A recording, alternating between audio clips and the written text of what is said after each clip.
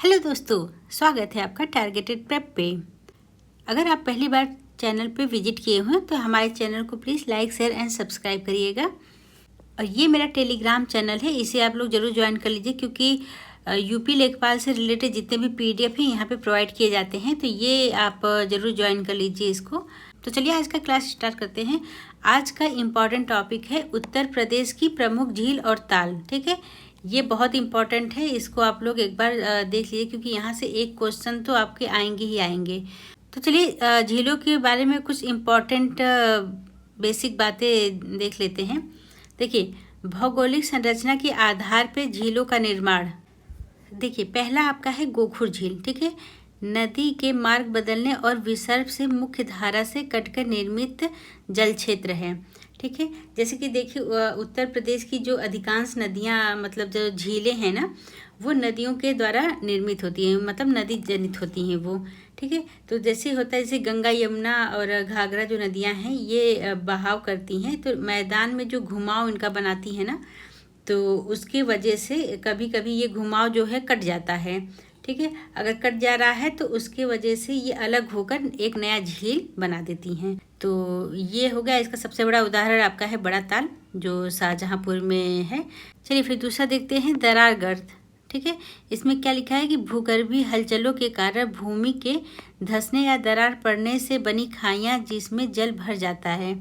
ठीक है, जैसे भूमि जब से होता है ना, जैसे हलचल होती है भूमि में, जैसे भूकंप आता है तो ये बीच में जो दरार पड़ जाती है ना, तो वो दरार कभी कभी इतनी चौड़ी हो जाती हैं, जैसे ये इधर हो गई खिसक गई और ये प्लेट इधर खिसक गई, तो ये बीच में इतना चौड़ा हो जाता है जिसकी वजह से यहाँ पे जल भर जाता है। जब जल भर जाता है तो ये झील का निर्माण कर लेता है, झील के रूप में मतलब बदल जाता है ये।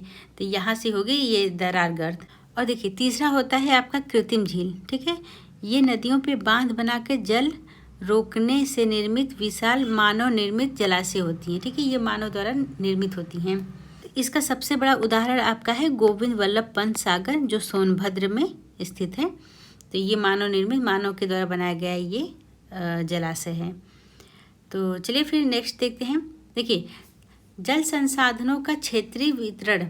ठीक है, इसका देख लेते क्या है, क्या मतलब अपने जो उत्तर प्रदेश का ये है, इसमें जल संसाधन का कैसे वितरण हुआ है ये पूरा इसमें बताया गया है। तो देखिए इसमें क्या है कि पश्चिमी जो क्षेत्र है वो यमुना, ये जो पश्चिमी एरिया आपका हो गया, ये हो गया आपका यमुना और ऊपरी गंगा दो आपका क्षेत्र हो गया। ठीक है, और ये जो ये मध्य एरिया हो गया, ये मध्य एरिया हो गया आपका मध्य एवं रुहेलखंड, ये गोमती और मध्य गंगा का मैदानी भाग है। ठीक है, और ये जो ये पूर्वी एरिया जो हो गया आपका पूर्वांचल का क्षेत्र हो गया, यहाँ पे ये बाढ़ प्रभावित और तराई से सटा पूर्वी मैदान है। और बुंदेलखंड हो गया, ये जो रीजन है नीचे का दक्षिणी एरिया, पठारी एरिया है ये बुंदेलखंड है, ये पथरीला और पठारी भूगर्भीय रूप से प्राचीन दक्षिणी क्षेत्र है। ठीक है, तो ये सब एरिया ये डिवाइड है हमारा यूपी। चलिए फिर इसे डिटेल में देख लेते हैं। देखिए लिखा है कि पश्चिमी उत्तर प्रदेश दोआब और ब्रज क्षेत्र की झीलें। ठीक है, ये पश्चिमी जो एरिया था आपका, ये हो गया पूरा पश्चिमी एरिया। यहाँ पे चलिए इसका डिटेल में देखते हैं हम लोग। देखिए पहला लिखा है आपका मथुरा, जो ये मथुरा है वो, वहाँ पे कौन कौन सी झील हैं, वहाँ पे है नोह झील, मानसी, गंगा, कुंडताल और राधा और श्याम झील। ठीक है, तो देखिए मथुरा में आप लोगों को पता ही है कि मथुरा जो राधा जी और कृष्ण जी के लिए फेमस है, तो वहाँ से याद आपको हो गया राधा और कृष्ण झील। अब देखिए आगरा में आप लोग देखिए, आगरा में कौन है, कीठम झील, सूर सरोवर। ठीक है, और अलीगढ़ में आपका है सागर ताल, मेरठ में आपका है रामताल और मुजफ्फरनगर में आपका है शुक्रताल। चलिए नेक्स्ट देखते हैं। देखिए उत्तर प्रदेश के जो रुहेलखंड है ना, जो गंगा गोमती का जो मैदान है, वहाँ पे देखते हैं कौन कौन सी झील पाई जाती हैं। तो यहाँ पे उत्तरी जो क्षेत्र है रुहेलखंड का, वहाँ पे रामपुर गौर झील। ठीक है, बरेली में आपका आ गया लिलौर झील, पीलीभीत में आपका आ गया फुलहर झील, शाहजहांपुर में आ गया बड़ा ताल, गोखुर है ये। ठीक है, यहाँ पे बताया था ना गोखुर, जहाँ से नदियाँ कट के अपना रूट चेंज कर लेती हैं, उसके वजह से जहाँ पे जो स्पेस बच जाता है वहाँ पे पानी भर जाता है, जिससे वजह से ये झील का निर्माण कर लेता है। तो वो हो गया गोखुर झील। कन्नौज में आपका हो गया लाख झील और बहोसी ताल, लखनऊ में आपका हो गया करेला हुलास खेड़ा झील। ठीक है, उन्नाव में हो गया आपका नवाबगंज झील, कुंद्रा समुंदर, और कानपुर नगर और देहात में हो गया बल्हपारा मोती झील, ठीक है। रायबरेली में हो गया समसपुर झील, और फतेहपुर में हो गया मोराई ताल, प्रतापगढ़ में हो गया बेती झील। तो ये हो गया आपका रुहेलखंड, उत्तर प्रदेश के मध्य जो एरिया है और रुहेलखंड का जो एरिया है वहाँ का वो हो गया झील। अब देखिए, अब आपका पूर्वांचल जो पूर्वी एरिया है, तराई और पूर्वी मैदान, वहाँ पे देखिए कौन कौन से जो झील हैं वो हैं। देखिए, पहला आपका गोरखपुर मंडल हो गया। गोरखपुर मंडल में आपका हो गया, पहली बात तो गोरखपुर में हो गया आपका रामगढ़ ताल, ठीक है। और संत कबीर नगर में बखीरा झील हो गया, ठीक है। इसी तरह बहराइच में आपका चित्तौरा झील हो गया, और श्रीवास्तव में दरवन झील हो गया, ठीक है। और गोंडा में हो गया पार्वती एवं अर्गा ताल, और बलिया में हो गया सुरहा ताल, और सुल्तानपुर में हो गया राजा का बांध और भोजपुर ताल, ठीक है। और वाराणसी में आपका हो गया अवधी ताल। तो ये इम्पोर्टेंट है सारे। इसको मैं मैप में एक बार करवा दूंगी लास्ट में, तो उसमें वही लोकेट करूंगी जो बहुत इम्पोर्टेंट है, जो क्वेश्चन हमेशा रिपीट होते हैं एग्जाम में, तो वो मैं मैप में अभी करवा दूंगी। अब विशिष्ट भौगोलिक संरचनाएं एवं तुलनात्मक विशेषताएं, चलिए देखते हैं। देखिए, पहला ये है आपका गोविंद बल्लभ पंत जो है ना, वो सोनभद्र जिला में है। तो इसको मैंने बताया था कि ये मानव निर्मित जो है ये झील है, ठीक है। ये उत्तर प्रदेश की सबसे महत्वपूर्ण और भारत की सबसे बड़ी कृत्रिम झील में से एक है, और यह मानवीय हस्तक्षेप बांध निर्माण का परिणाम है, ठीक है। तो यहाँ से आपको ये चीज़ें पता चली कि ये भारत की भी सबसे बड़ी कृत्रिम झील में से एक है। आपके यूपी की तो है ही, लेकिन इंडिया की भी सबसे बड़ी कृत्रिम झील है। और देखिए, सेकेंड हो गया आपका बड़ा ताल, ये शाहजहाँपुर में है।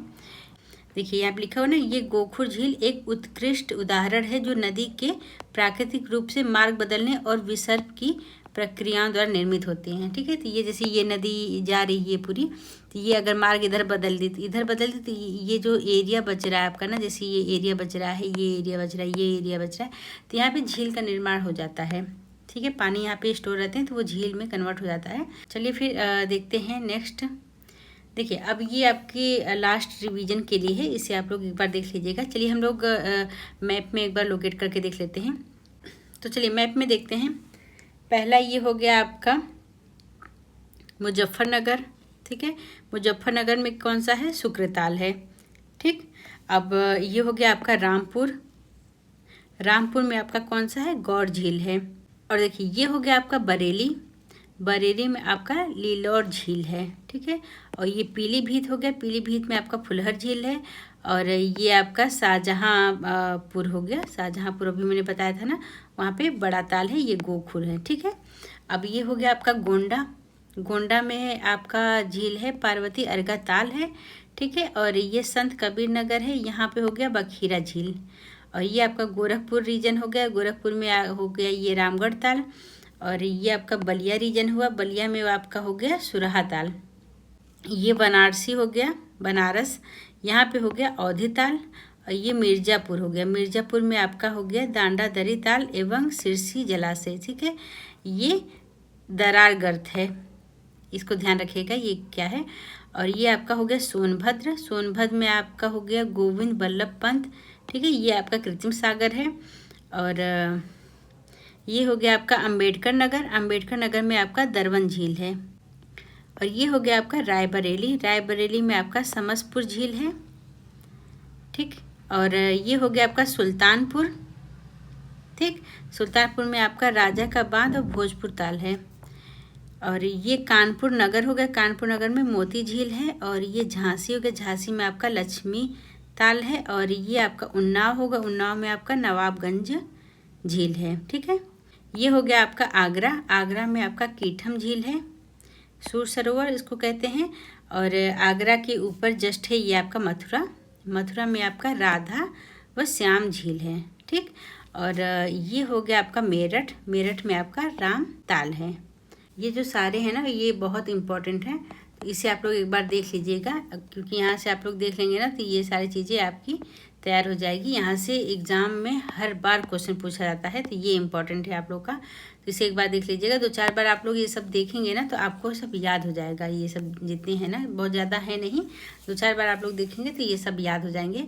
और हाँ, इस क्लास से रिकॉर्डिंग अगर आपको कोई प्रॉब्लम हो रही हो, चाहे आपको कुछ चीज़ें समझ में नहीं आ रही है, तो आप प्लीज़ हमें पूछिएगा ज़रूर कि ये चीज़ें कैसे हैं। तो वो कमेंट में जाके आप कमेंट करिएगा, मैं खुद आके वहाँ पे आपको पर्सनली रिप्लाई कर दूँगी कि ये चीज़ें ऐसे कर लीजिए। या आपको कोई सब्जेक्ट में प्रॉब्लम हो रही हो, या आपको कोई पीडीएफ भी चाहिए, तो आप उसको भी बताइएगा कि ये टॉपिक का पीडीएफ मुझे चाहिए, या इस टॉपिक पे क्लास मतलब बना दीजिए, इसको थोड़ा समझा दीजिए, तो मैं उसको लाने की कोशिश पूरी करूँगी। और अगर कोई और भी है इस क्लास से रिकॉर्डिंग, आप लोगों को कोई कुछ बात करना है कि हाँ क्लास कैसी लगी, आप लोगों को अच्छी है या नहीं, तो उस पर भी आप लोग कमेंट करिएगा, तो उस पर भी मैं आपको रिप्लाई दूँगी। और चलिए फिर मिलते हैं। फिर ये सब चीज़ें आप लोग करते रहिएगा, 1-2 बार रिवीजन कर लेंगे ना तो ये सब चीज़ें तैयार हो जाएंगी आपकी। तो चलिए फिर मिलते हैं नेक्स्ट वीडियो में।